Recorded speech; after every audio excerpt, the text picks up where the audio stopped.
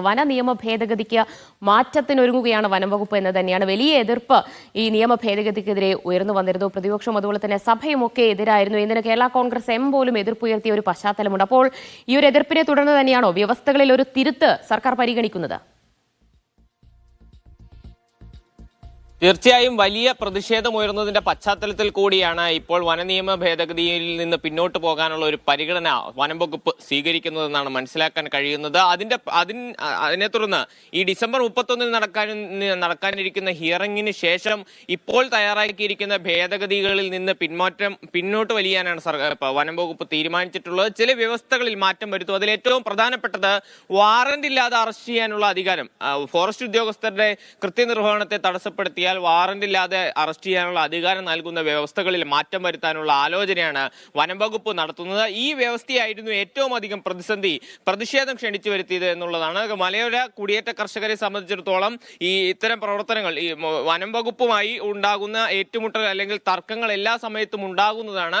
ഇത്തരം സംഭവങ്ങളിൽ ഈ കുടിയേറ്റ കർഷകരെ അനാവശ്യമായി പ്രതി ചേർത്തുകൊണ്ട് നിയമ നടപടി സ്വീകരിക്കാൻ വഴിയൊരുക്കുന്നു എന്ന് കാണിച്ചുകൊണ്ടായിരുന്നു വലിയ പ്രതിഷേധം ഈ വ്യവസ്ഥക്കെതിരെ ഉയർന്നത്. ഇപ്പോൾ ആ വ്യവസ്ഥ പിൻവലിക്കാനാണ് സർക്കാർ ആലോചിക്കുന്നത്. ഇപ്പോൾ 31-ാം തീയതി വരെ പൊതുജനങ്ങൾക്ക് ഇപ്പോഴത്തെ ഭേദഗതിയിൽ അഭിപ്രായവും നിർദ്ദേശങ്ങളും സമർപ്പിക്കാനുള്ള സൗകര്യമുണ്ട്, അവസരമുണ്ട്.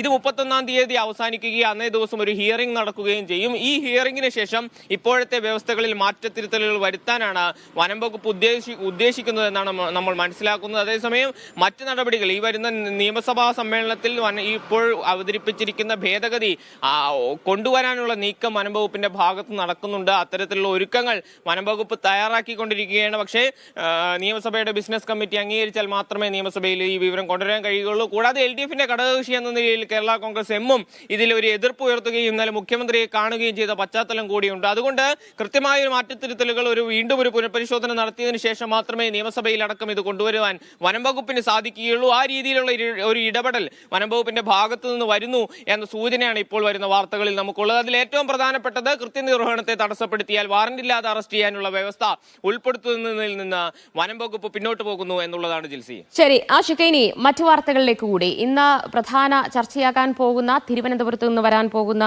വാർത്തകൾ എന്തൊക്കെയായിരിക്കും? ദിവ്യ ക്രിസ്മസ് ആഘോഷങ്ങളാണ് പ്രധാനപ്പെട്ടതായും ഇന്ന് തിരുവനന്തപുരത്തുള്ളത്. നാളെ ക്രിസ്മസ് ആണ്. അതിന്റെ ഒരുക്കങ്ങളെല്ലാം ഏതാണ്ട് പൂർത്തിയായി കഴിഞ്ഞിരിക്കുന്നു. തലസ്ഥാനത്തെ വിവിധ ദേവാലയങ്ങളിൽ അതിനായിട്ടുള്ള എല്ലാ ഒരുക്കങ്ങളും പൂർത്തിയാണ്. വിവിധ സഭാ അധ്യക്ഷന്മാർ തന്നെ അതത് ദേവാലയങ്ങളിൽ പ്രാർത്ഥനാ കർമ്മങ്ങൾക്കടക്കം നേതൃത്വം നൽകും. രാത്രി പ്രാർത്ഥനകൾ അടക്കം ഉണ്ടാകും. അർദ്ധരാത്രി വരെ നീണ്ടു നിൽക്കുന്ന പ്രാർത്ഥനാ പരിപാടികൾ ഉണ്ടാകും. നാളെ പുലർച്ചയ്ക്കും ആരംഭിക്കുന്ന ദീർഘമായ പ്രാർത്ഥനാ കുർബാനകളടക്കം ഉണ്ട്. അതിനെല്ലാം വലിയ ആവേശത്തോടെയാണ് വിശ്വാസികൾ തയ്യാറെടുത്തിരിക്കുന്നത്. തിരുവനന്തപുരം നഗരം എന്ന നിലയിൽ തന്നെ, തലസ്ഥാന നഗരം എന്ന നിലയിൽ തന്നെ ക്രിസ്മസ് ആഘോഷങ്ങൾക്ക് വലിയ ഒരുക്കങ്ങളുണ്ട്. അതിന്റെ ദീപാലങ്കാരങ്ങളും അടക്കം പൂർണ്ണമായി സജ്ജമായി കഴിഞ്ഞിരിക്കുന്നു. വലിയ ക്രിസ്മസ് ആഘോഷങ്ങളുടെ കാഴ്ച തലസ്ഥാനത്തുണ്ട്. അതിന്റെ എല്ലാം ഒരു ആവേശമാണ് ഇന്ന് പ്രധാനമായും ഉള്ളത്. മറ്റൊന്ന് ഈ വനം നിയമ ഭേദഗതിയുമായി ബന്ധപ്പെട്ടുള്ള മന്ത്രി റോഷി അഗസ്റ്റിന്റെ പ്രതികരണമാണ്. AK ശശീന്ദ്രൻ പറഞ്ഞത് മന്ത്രിസഭ കൂടിയെടുത്ത തീരുമാനമാണ്.